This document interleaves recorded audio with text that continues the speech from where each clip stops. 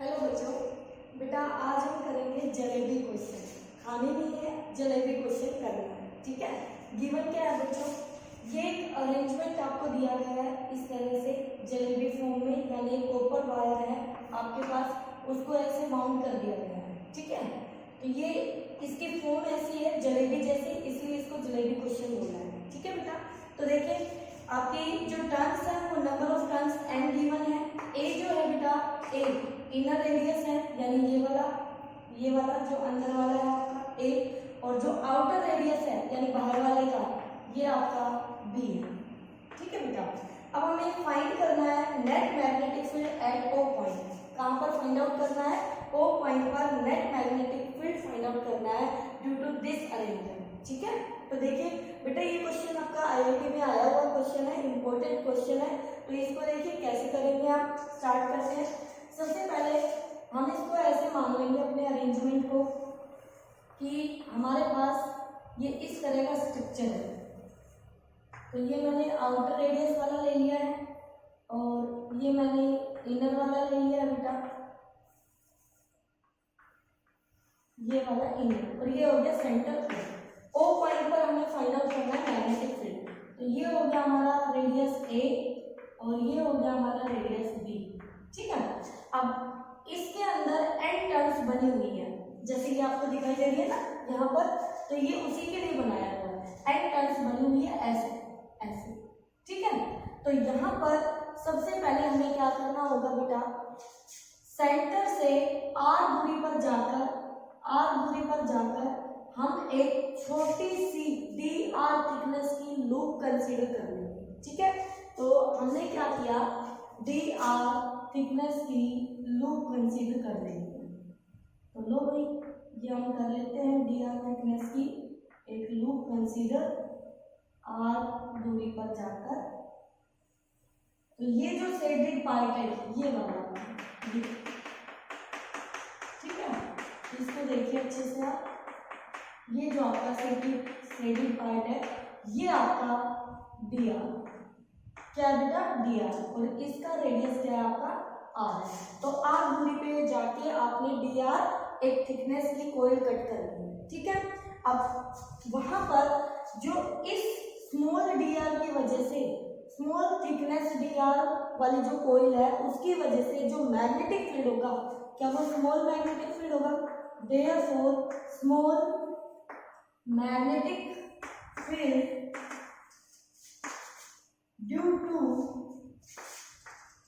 Small dr thickness, या simply लिख लीजिए small magnetic field dB, small magnetic field dB is given as, dB is given as, और dB किसकी वजह से है, ड्यू टू dr,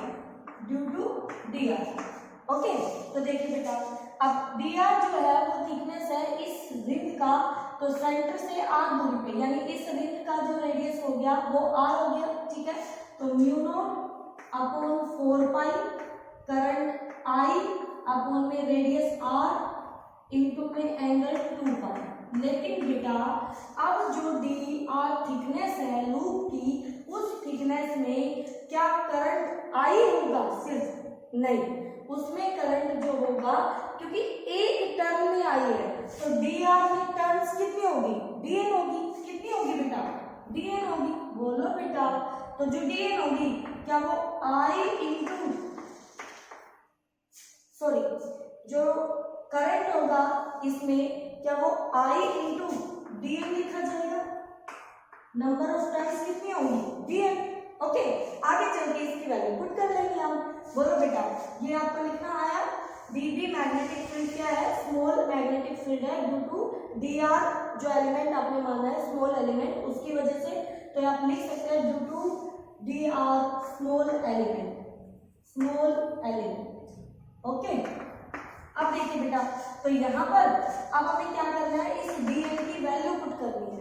तो एक बार देखिए जो नंबर ऑफ टर्न्स है n, वो कितनी दूरी में फैली हुई है बेटा, यहाँ ए से शुरू होके बी के एंड तक ऐसे फैली हुई है, तो ए तो ये है बेटा और यहाँ से यहाँ तक ये टोटल बी है, तो वो फैले कितने में है, बी माइनस ए में। तो बच्चों बी माइनस ए दूरी में नंबर ऑफ टर्न्स है एन, तो 1 में कितनी होगी बेटा, N by B minus A, बोलो बेटा।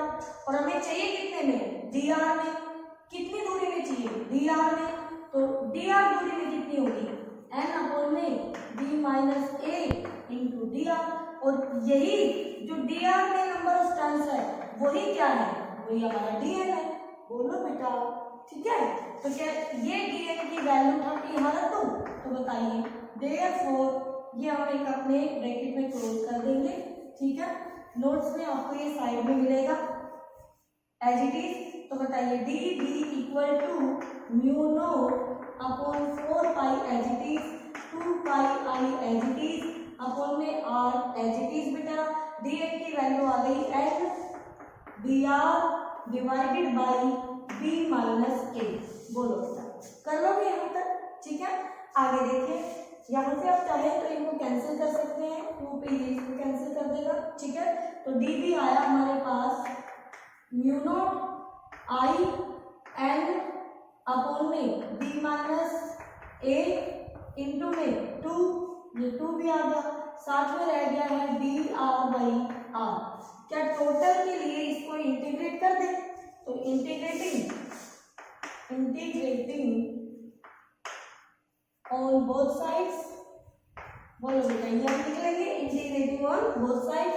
तो b इक्वल टू हो गया, इंटीग्रेशन से बाहर ये वाली सारी टर्म आ जाएगी आपकी, ये सारी टर्म इंटीग्रेशन से बाहर हो गई, तो mu not I N divided by 2 B minus A integration D R by are.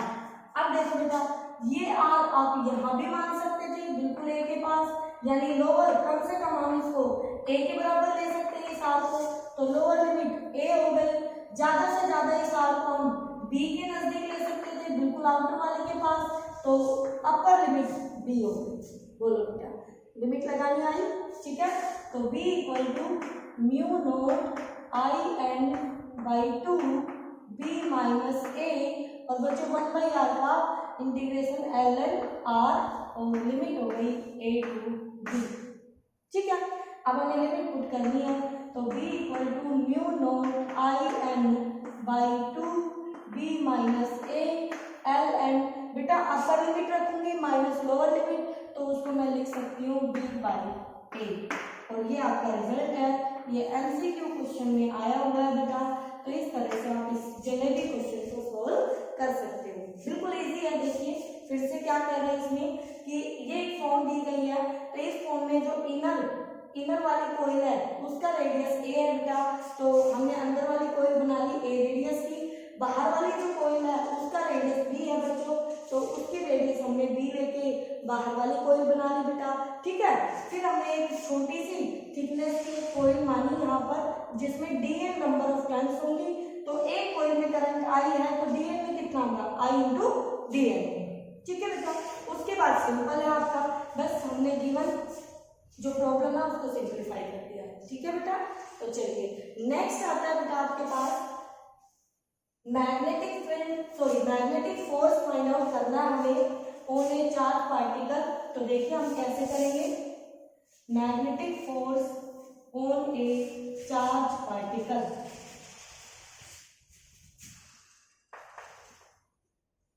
Magnetic force on A charge particle.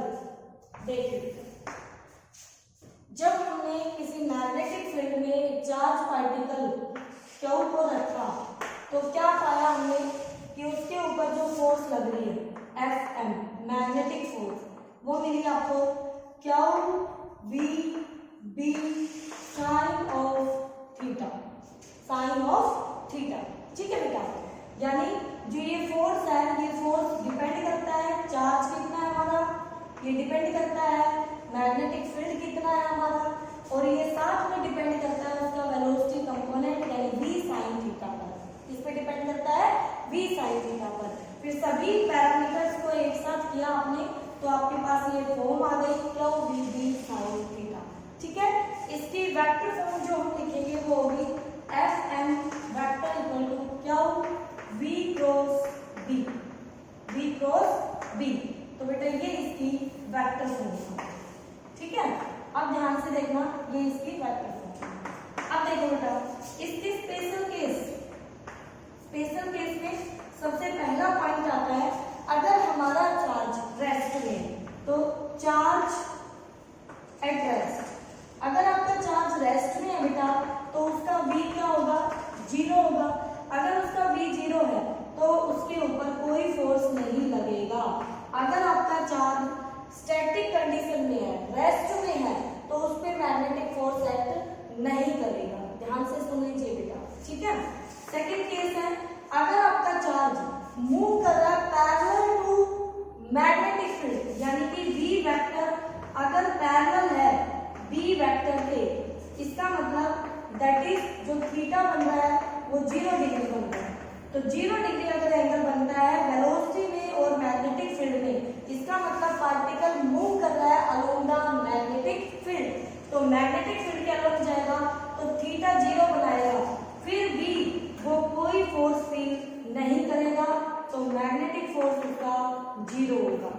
ठीक है, तीसरा केस वो कहता है अगर हमारा charge particle v anti parallel जाता है मैग्नेटिक फील्ड b के, इसका मतलब वो थीटा 180 डिग्री बनाएगा मैग्नेटिक फील्ड के साथ, यानी मैग्नेटिक फील्ड के अगर एंटी पैरेलल पार्टिकल जा रहा है, ठीक है, तो उसके पास उसके ऊपर जो मैग्नेटिक फोर्स होगा वो 0 एक्ट करेगा, कोई फोर्स नहीं लगेगा। ठीक है बेटा, लास्ट सिचुएशन है अगर हमारा v मैग्नेटिक फील्ड के परपेंडिकुलर हो b के, इसका मतलब दैट इज अगर हमारा थीटा 90 डिग्री बने, और थीटा क्या है बेटा, theta is the angle between v vector and b vector, यानी वेलोसिटी एंड मैग्नेटिक फील्ड के बीच जो एंगल बनेगा वो आपका थीटा है। तो अगर थीटा 90 डिग्री बनेगा तो यहाँ पर मैग्नेटिक फोर्स जो है Fm वो हमारा क्या आ जाएगा बेटा, क्या वो Vb होगा, जो कि सबसे ज्यादा है, मैक्सिमम फोर्स है। देखिए बेटा 4 कंडीशंस पढ़ी है हमने, जिनमें से 3 कंडीशंस में एक चार्ज पार्टिकल के ऊपर फोर्स नहीं लगेगा। वो कौन कौन सी तीनों कंडीशंस, या तो आपका पार्टिकल रेस्ट में हो या फिर वो मैग्नेटिक फील्ड के अलोंग में, मतलब पैरेलल भी आ गया है और एंटी पैरेलल भी आ गया है। ठीक है, तो इन तीनों सिचुएशन में उस चार्ज पार्टिकल पे कोई फोर्स नहीं लगेगा मैग्नेटिक फील्ड की वजह से। अब अगर वो 90 डिग्री पर जाता है तो फिर उसके ऊपर सबसे ज्यादा फोर्स लगेगा, क्या वो v भी लगेगा। ठीक है, और इन एंगल के अलावा अगर वो किसी और एंगल पे मूव करता है तो भी फोर्स लगेगा, लेकिन वो फोर्स इस मैक्सिमम फोर्स से कम होगा, ये उसकी मैक्सिमम वैल्यू है। ठीक है बेटा, ओके। अब ये तो था आपका मैग्नेटिक फोर्स। अब आता है कि जो डायरेक्शन की हम बात करते हैं, तो इलेक्ट्रिक फोर्स और मैग्नेटिक फोर्स की डायरेक्शन देख लेते हैं एक बार अच्छे से। तो देखिए बेटा, direction of electric force and magnetic force, देखिए बेटा ध्यान से। जो इलेक्ट्रिक फोर्स पढ़ा था वो पढ़ा था F equal to Q into E। ठीक है, ये फॉर्मूला था हमारे पास। इसके कंक्लूजन क्या थे हमारे, ये जो फोर्स है, ये वाला फोर्स, ये Fe, ये जो Fe है आपका, Fe की डायरेक्शन अगर पैरेलल है E के, तो हमारा Q दैट मीन्स जो हमारा दिस इंप्लाइज जो हमारा Q है वो पॉजिटिव चार्ज होगा, क्योंकि इलेक्ट्रिक फील्ड पॉजिटिव चार्ज को अपने अलोंग लेके जाता है। तो पॉजिटिव चार्ज पे जो फोर्स लगती है वो अलोंग द इलेक्ट्रिक फील्ड लगती है। ठीक है बेटा, इसका मतलब आप यहाँ से ये कह सकते हैं कि पॉजिटिव चार्ज है, इलेक्ट्रिक फील्ड में है, तो आप फोर्स की डायरेक्शन बता सकते हैं कि अलोंग द इलेक्ट्रिक फील्ड लगेगी, या फिर वो ये कह दे एक चार्ज पार्टिकल है वो अलोंग द इलेक्ट्रिक फील्ड जा रहा है, तो उस चार्ज का नेचर बताइए, तो वो हम उसका नेचर बता सकते हैं कि वो पॉजिटिव चार्ज होगा। ठीक है बेटा, दूसरा Fe अगर एंटी पैरेलल इसका मतलब ये है कि क्या हमारा नेगेटिव चार्ज है, ठीक है। अगर इलेक्ट्रिक फील्ड के अपोजिट डायरेक्शन में कोई चार्ज पार्टिकल मूव कर रहा है, इसका मतलब वो चार्ज नेगेटिव चार्ज है। या फिर आपसे ये पूछे एक नेगेटिव चार्ज पार्टिकल को इलेक्ट्रिक फील्ड में रखा है तो opposite to electric field move करेगा, यानी नेगेटिव चार्ज पार्टिकल पर इलेक्ट्रिक फील्ड के अपोजिट में फोर्स एक्ट करती है, ठीक है बेटा। अब देखिए मैग्नेटिक फोर्स क्या कहता है। मैग्नेटिक फोर्स कहता है बेटा कि जो मैग्नेटिक फोर्स का एक्सप्रेशन है वो ये है, F इक्वल टू क्या V क्रॉस B, ठीक है। अब ध्यान से देख लेना बच्चों, यहाँ से जो आपने ऐसा पहले भी पढ़ा है कि यहाँ एक तरफ वेक्टर है, दूसरी तरफ दो वेक्टर की क्रॉस है। इसका मतलब जब दो वेक्टर की क्रॉस से हमें तीसरा कोई और वेक्टर मिलता है तो वो वेक्टर उन दोनों के परपेंडिकुलर एक्ट करता है या उनके प्लेन कंटेनिंग के परपेंडिकुलर हम बोल सकते हैं, ठीक है। इसका मतलब जो Fn होगा वो परपेंडिकुलर होगा प्लेन परपेंडिकुलर टू प्लेन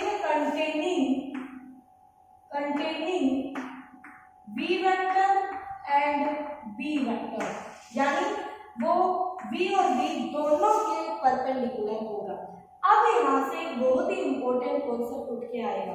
देखिए अब यहाँ से पता चल गया है कि जो Fn होगा वो ऑलवेज V के परपेंडिकुलर एक्ट करेगा। बच्चों ध्यान से सुनना बेटा, जो फोर्स होगा मैग्नेटिक फोर्स वो हमेशा चार्ज पार्टिकल की वेलोसिटी के परपेंडिकुलर। अच्छा ठीक है भाई, अगर फोर्स परपेंडिकुलर होगा तो एक्सेलरेशन भी परपेंडिकुलर होगी V के, बोलो बेटा। तो बेटा यहाँ पर जो ये फोर्स होगा, ये जो फोर्स है ये फोर्स सिर्फ only change the direction of V vector, ठीक है। ये इसकी मैग्नीट्यूड को चेंज नहीं करेगा, not change magnitude, not change the magnitude of V vector. V vector का मैग्नीट्यूड चेंज नहीं करेगा ये फोर्स, ये उस V वेक्टर की डायरेक्शन को बदलेगा सिर्फ, क्योंकि ये फोर्स ऑलवेज इस वेलोसिटी के परपेंडिकुलर होगा। तो बच्चों यहाँ से बहुत ही अच्छा कंक्लूजन निकल के आता है कि जब आपका पार्टिकल के वेलोसिटी के परपेंडिकुलर फोर्स लगता है तो वो उसकी स्पीड, काइनेटिक एनर्जी में कोई चेंज नहीं लेके आता, तो कोई चेंज नहीं लेके आता तो वो क्या रहेगी आपकी सेम रहेगी, क्या रहेगी सेम रहेगी, ठीक है। लेकिन वेलोसिटी एंड लीनियर मोमेंटम को वो चेंज कर सकता है, लीनियर मोमेंटम सेम नहीं रहेंगे, नॉट इक्वल टू सेम, ये आपके चेंज हो जाएंगे कब, जब मैग्नेटिक फोर्स एक्ट करेगा किसी चार्ज पार्टिकल पर तब, ठीक है बेटा। अभी इसके बहुत अच्छे अच्छे कंक्लूजन और हैं, वो हम डिस्कस करेंगे अपनी नेक्स्ट वीडियो में। तो आप यहाँ तक जलेबी क्वेश्चन और इस जो आपने ये मैग्नेटिक फोर्स किया है इसको आप आगे लोरेंट्ज फोर्स के नाम से पढ़ेंगे, दोनों को हम एक साथ कंपेयर करेंगे, इलेक्ट्रिक फोर्स और मैग्नेटिक फोर्स को एक साथ लिखेंगे, तब वो लोरेंट्ज फोर्स की फॉर्म बनेगी, ठीक है बेटा। तो आप इसको अच्छे से करें, ओके।